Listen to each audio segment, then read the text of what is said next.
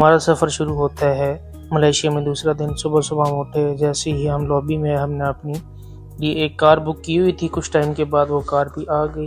हम ड्राइवर के साथ निकले अपने रास्ते पे घूमने फिरने के लिए। रात को हमने काफ़ी प्लान कर लिया था कि हम कहाँ कहाँ जाएंगे, तो हमने अल्लाह का नाम लिया और अपने सफ़र को एंजॉय करना शुरू किया। बहुत खूबसूरत से रोड थे, काफ़ी अच्छा माहौल था, नज़ारा काफ़ी दिखने वाला था। भाई की ड्राइविंग भी बहुत अच्छी थी, काफ़ी उनके साथ गपशप हुई। देखते देखते ही हम वहाँ पे बातू केव में पहुँच गए। सबसे पहले इंटरेस्ट थी, यहाँ पे हमने देखा कि हिंदुओं के बहुत सारे खुदा जो उन्होंने अपने हाथ से बनाए थे वो देखे। हमने टिकट खरीदी और टिकट लेकर सीधा दाखिली रास्ते से हम इंटर हो गए इनकी बातू केव में।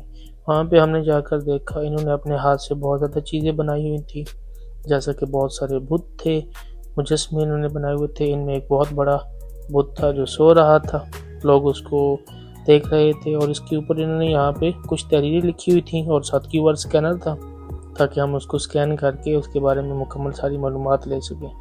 आगे गए, काफ़ी अंदर ठंड थी, बहुत माहौल खूबसूरत था बनाया हुआ इन्होंने, अंदर लाइटिंग वगैरह। बासित भाई ने और मैंने यहाँ पर बहुत ज़्यादा एंजॉय किया। यहाँ पर मैंने थोड़ा सा बासित भाई को बोला कि जूम करके दिखाओ कि कहाँ से पानी आ रहा है।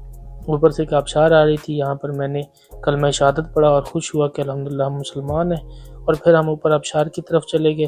वहाँ पर हमने जाके देखा तो ओरिजिनल नहीं थी, सिर्फ पानी इन्होंने खुद से लगाया हुआ था जो पाइप के जरिए आ रहा था। इसके बाद हम बाहर निकले और सीधा निकले कि हम इनका मंदिर जाकर देखते हैं जहाँ पर ये अपनी इबादत करते हैं। यहाँ पर बड़ी खूबसूरती से इन्होंने इसके ऊपर काम किया हुआ था, शीशियों से बड़ा खूबसूरत किस्म का आर्ट बना हुआ था। यहाँ पर हमने अपने लिए एक फ़ोटो वगैरह बनाए और फिर हम वहाँ से निकले इनकी जो मेन जगह थी जहाँ पर एक बहुत बड़ा सा इन्होंने बुत लगाया हुआ है और वो ज़्यादा मशहूर है मलेशिया के अंदर। ये वो बुत था और यहाँ से हम निकले सीधे इसकी तरफ चल पड़े। जैसा कबूतर वगैरह बहुत ज़्यादा लोग यहाँ पर घूमने फिरने के लिए भी आए हुए थे। यहाँ से हमने देखा कि तकरीबन कोई 300-400 के करीब सीढ़ियाँ थी, वो चढ़कर हम ऊपर गए। खूबसूरत सा मंजर था लेकिन इतनी ज़्यादा खूबसूरती नहीं थी, ऊपर गंद वगैरह और ये कोई एक ख़ास व्यू नहीं था, बस ये नाम की वजह से बहुत ज़्यादा मशहूर था और उनकी इबादतगाह थी। वहाँ से हम गुंदिंग हाईलैंड की तरफ चले गए। ये मलेशिया का ऐसी है जैसे कि पाकिस्तान के लिए मरी है, ठंडा इलाका है। यहाँ पर हम पहुँचे, इंटर हुए तो हम लोगों ने इन्फॉर्मेशन ली तो उन्होंने बताया कि आपको यहाँ से चेयर लिफ्ट की टिकट लेनी पड़ेगी। चेयर लिफ्ट की टिकट लेने के लिए हम चले मॉल के अंदर चले गए। इन्फॉर्मेशन लेते हुए हम सीधा पहुँचे जनाब मॉल के अंदर, घूमे फिरे, एंजॉय किया। ये काफ़ी अच्छी जगह थी मलेशिया की, ये बहुत खूबसूरत है, देखने में मिली। वैसे ओवरऑल मलेशिया बहुत ज़्यादा गर्म है लेकिन यहाँ पे ठंड होती है। यहाँ पे हमने ऑनलाइन टिकट परचेज़ किए।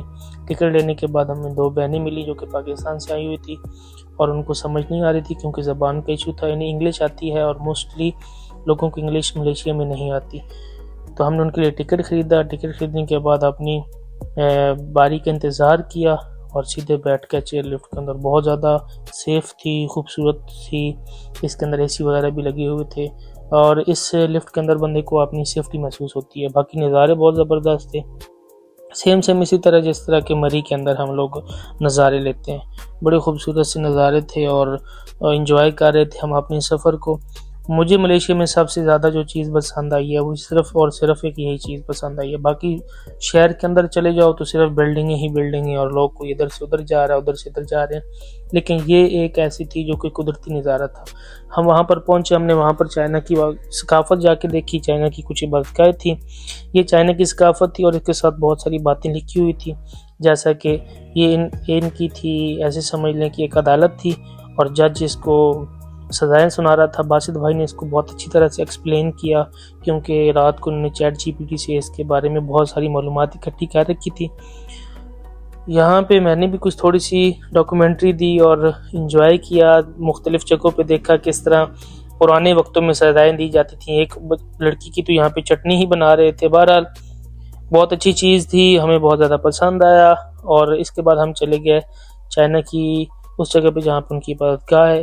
यहाँ पे एक बेल बजाने से एक विश पूरी होती है, लेकिन हमने तो इस बेल को वैसे ही बजाया एंजॉय करने के लिए।